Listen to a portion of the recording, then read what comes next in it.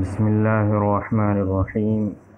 الكلام ما تضمن كلمتين بالإسناد ولا يتأتى ذلك إلا في اسمين أو اسم وفعل.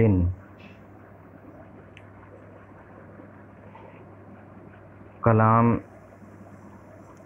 جو کہ فن نحو کے موضوع کا ایک حصہ ہے. نحو کا موضوع کلمہ اور کلام ہے. کلمے کی بات ہو چکی جو کہ مفرد بھی ہے اور کلام مرکب ہے. اسی طرح کلمہ جز ہے اور کلام کل ہے. اس کی وجہ سے کلمے کو مقدم کیا گیا تھا اور اس کی مختلف قسموں کو بھی بیان کر دیا گیا. اس کے بعد اب کلام کی تعریف فرما رہے ہیں مصنف رحمۃ اللہ علیہ. تو کلام کہ جو الف لام ہے یہ الف لام جنس کا ہے، یعنی جنس کلام.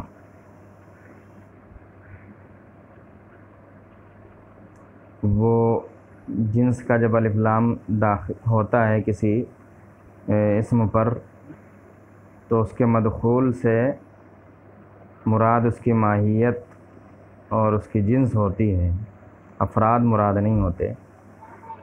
تو یہاں پہ ماہیت مراد ہے، جنس مراد ہے جس کی تعریف کی جا رہی ہے.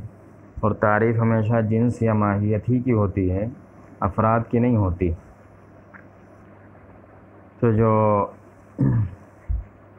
الکلام ہے یہ معرف ہے اور آگے ما تضمن کلمتین بالاسنادی یہ معرف ہے. اور معرف کے اندر جنس اور فصل ہوا کرتی ہیں. تو اس میں ما لفظ ما جنس کے درجے میں ہے اور تضمن کلمتین یہ فصل اول ہے اور بالاسنادی یہ فصل ثانی ہے. اور ما سے مراد لفظ ہے. تو معنی ہوئے کلام ایسا لفظ ہے جو دو کلموں کو شامل ہو اسناد کے ساتھ. اما یہ جو ہے یہ موصولہ بھی ہو سکتا ہے اور موصوفہ بھی ہو سکتا ہے. ما موصولہ ہوگا تو اس میں موصول چونکہ معارف کی قسم سے ہے تو ما بمعنی اللفظ الذی کے معنی میں ہوگا، اللفظ الذی. تو کلام اس طرح سے ہو جائے گا الکلام اللفظ الذی تضمن کلمتین بالاسناد جبکہ ما موصولہ ہو. اور جب ما موصوفہ ہوگا تو لفظ نکرہ نکلے گا اور ہوگا الکلام لفظ تضمن کلمتین بالاسناد. تو بہرحال کلام ایسا لفظ ہے جو دو کلموں کو متضمن ہو اسناد کے ساتھ، یعنی جس میں دو کلمے ہوں اور ان میں اسناد بھی پائی جاتی ہو. تو ما سے مراد لفظ ہے. اب یہ لفظ عام ہے، سب کو شامل ہے. اس میں لفظ جو بھی زبان سے نکلے، منہ سے نکلے، موضوع، محمل، مفرد، مرکب اور مرکب ناقص اور مرکب تام سارے کے سارے داخل ہیں. اور ما سے لفظ حقیقی بھی اس میں داخل ہے اور حکمی بھی داخل ہے. جیسے تو ما جنس کے درجے میں ہو گیا. اب اس کے بعد تضمن کلمتین جو فصل اول ہے اس سے محمل نکل گیا، اس لیے کہ محمل کو کلمہ کہتے ہی نہیں ہیں اور یہاں کلمہ کی بات ہو گئی تو محمل نکل گیا. اور ساتھ ساتھ مفرد بھی نکل گیا اس لیے کہ کلمتین تثنیہ آ گیا، اس میں دو کلمے ہوں. اور مفرد جو ہوتا ہے اس میں ایک ہی کلمہ ہوتا ہے. اب یہ جو دو کلمے ہیں اس میں بات آئی تو اس میں دو کلمے چاہے حقیقتاً ہوں، جیسے زید قائم میں زید اور قائم دو کلمے ہیں، یا تقدیراً ہو جیسے قام زید، زید قام، زید قام.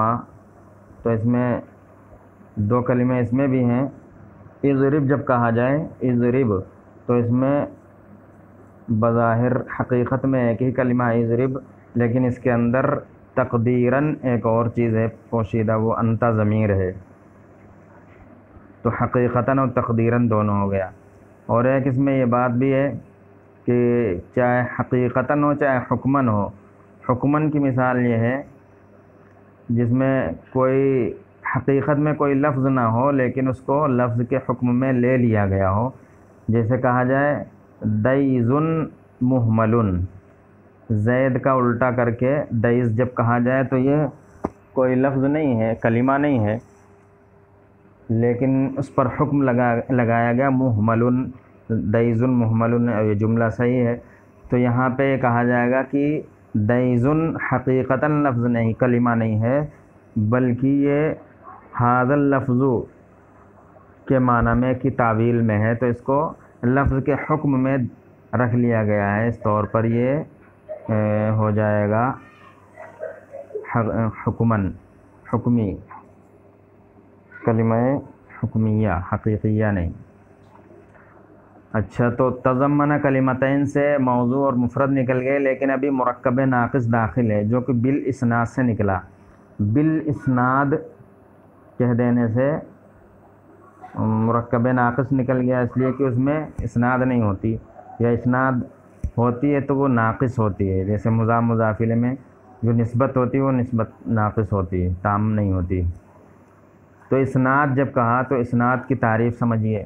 اسناد کہتے ہیں ایک کلمہ کی نسبت دوسرے کلمے کی طرف اس طرح سے کی جائے کہ جب متکلم خاموش ہو جائے تو سننے والے کو کوئی فائدہ حاصل ہو، کوئی خبر یا طلب معلوم ہو۔ اب جب اسناد ہے تو اس کے اندر دو اس کے جز ہوتے ہیں، ایک مسند الیہ اور ایک مسند ہوتا ہے۔ تو مسند الیہ کسے کہتے ہیں اور مسند کس کو کہتے ہیں یہ جانیے۔ مسند الیہ جس کی طرف کسی اسم یا فعل کی نسبت کی جائے، اسناد کی جائے، جیسے کہا جائے زید قائم اور زید قام، تو اس میں ایک اسم ہے زید کی طرف نسبت کی گئی ہے قائم اسم کی، اور اسی طریقے سے قام فعل کی، یا قام زید کہا جائے تو اس میں زید کی طرف قام کی نسبت کی گئی ہے، تو دونوں میں زید مسند الیہ ہے، اور مسند اس کو کہیں گے جس کی نسبت اس اسم یا اس فعل کو کہیں گے جس کی نسبت کی جائے کسی اسم کی طرف۔ تو یہی مثال زید قائم میں قائم مسند ہے اس لیے کہ اس کی نسبت کی گئی ہے، اس کی اسناد کی گئی ہے زید کی طرف، اور قام زید میں قام مسند ہے اس لیے کہ اس کی اسناد کی گئی ہے زید کی طرف۔ تو مسند اور مسند الیہ کی بات ہو گئی، تو پتہ یہ چلا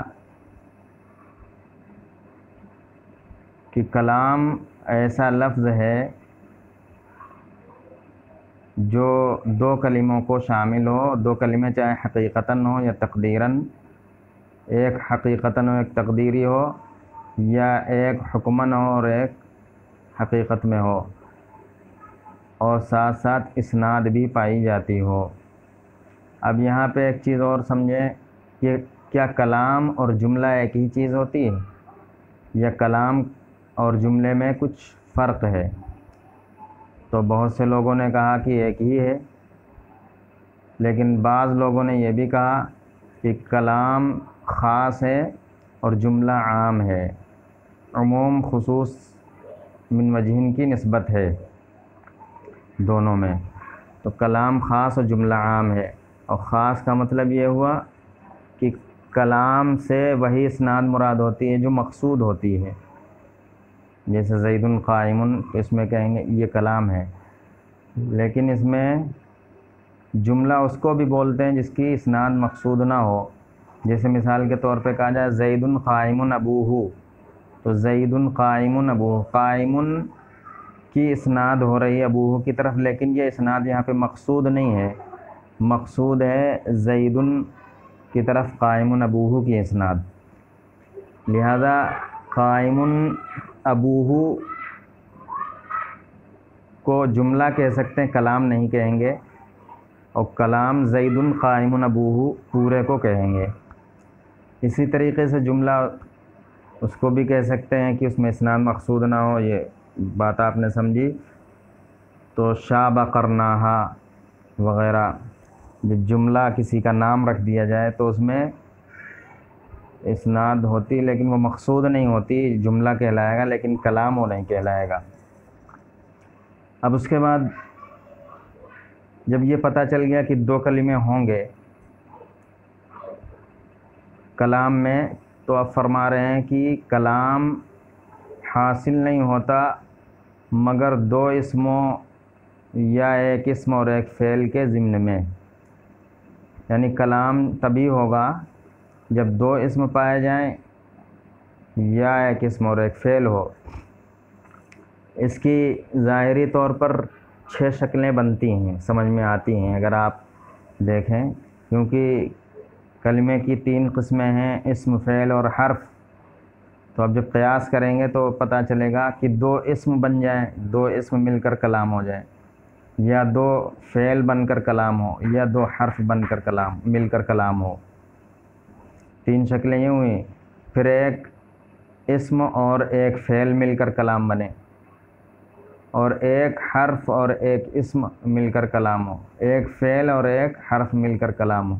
تو اس طریقے سے 6 قسمیں بن جاتی ہیں، لیکن ان میں سے صرف 2 جائز ہیں، 2 جائز ہیں، انہی کو بیان فرمایا ہے کہ صرف 2 اسموں کے ضمن میں کلام پایا جائے گا، نہیں حاصل ہوتا ہے وہ کلام، یعنی مگر 2 اسموں کے ضمن میں، یعنی ایک مسند ہوگا ایک مسند الیہ ہوگا۔ اسم مسند بھی ہو سکتا ہے، مسند الیہ بھی ہو سکتا ہے، جیسے کہا جائے زید قائم، تو 2 اسم ہیں اور یہ کلام ہے، 2 اسموں سے مل کر یہ کلام بن گیا، اس میں زید مسند الیہ ہے اور قائم مسند ہے۔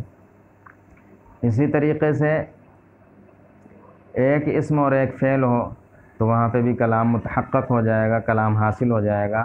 اسم ہوگا وہ مسند الیہ ہو جائے گا اور فعل مسند ہو جائے گا، جیسے قام زید، تو اس میں اسم ایک ہے زید اور قام فعل ہے، ایک اسم اور ایک فعل مل کر یہ کلام ہو گیا۔ اب اس کے علاوہ جتنی بھی شکلیں بنتی ہیں کہ 2 فعل ہوں تو بھی صحیح نہیں ہوگا، اس لیے کہ 2 فعل میں دونوں فعل چاہے جتنے فعل جمع ہو جائیں ان میں مسند ہی بننے کی صلاحیت ہے، اور مسند الیہ نہیں بن سکتا۔ جب مسند الیہ نہیں ہوگا تو کلام بھی نہیں ہوگا۔ اسی طریقے سے 2 حرف ہوں تو حرف تو نہ تو مسند الیہ ہوتا ہے نہ مسند ہوتا ہے، تو اس سے بھی کلام حاصل نہیں ہوگا۔ اسی طریقے سے ایک اسم اور ایک حرف ہو تو بھی نہیں کلام ہو سکے گا، اس لیے کہ اسم مسند الیہ ہو سکتا ہے، مسند بھی ہو سکتا ہے، لیکن حرف جو ہے وہ کچھ بھی نہیں ہو پائے گا، تو اس سے بھی کلام حاصل نہیں ہوتا۔ اور ایک حرف اور ایک فعل ہو تب بھی کلام نہیں ہوگا، اس لیے کہ فعل ہوگا تو مسند بن جائے گا اور مسند الیہ نہیں ہوگا، حرف نہ تو مسند ہو سکتا ہے نہ مسند الیہ۔ اس لیے جو قیاس کے اعتبار سے 6 شکلیں بنتی ہیں ان میں سے صرف 2 جائز ہیں کلام کے لیے، یعنی دونوں کلمے اسم ہوں یا ایک کلمہ اسم اور ایک فعل ہو تو کلام حاصل ہوگا۔ تو اس سبق کو اچھی طرح سے یاد کیجئے۔ کلام کی تعریف بیان کی گئی اور پھر اس میں تعریف میں جو فوائد قیود ہیں وہ بیان کیے گئے، اور کلمے سے کیا مراد ہے یہ بیان ہوا کہ 2 کلمے چاہے حقیقتاً ہو یا تقدیراً یا حکماً، یہ پوری بات ہوئی۔ اسی طریقے سے اسناد کی تعریف اور مسند الیہ اور مسند کی تعریف، اس کو یاد کرنا ہے۔ پھر کلام میں 2 کلمے ہوں گے تو اس کی قیاسی طور پر کتنی شکلیں بن سکتی ہیں اور ان میں سے کتنی جائز ہیں، بس اتنا سا ہے سبق کا خلاصہ، بہت اچھی طریقے سے یاد کیجیے۔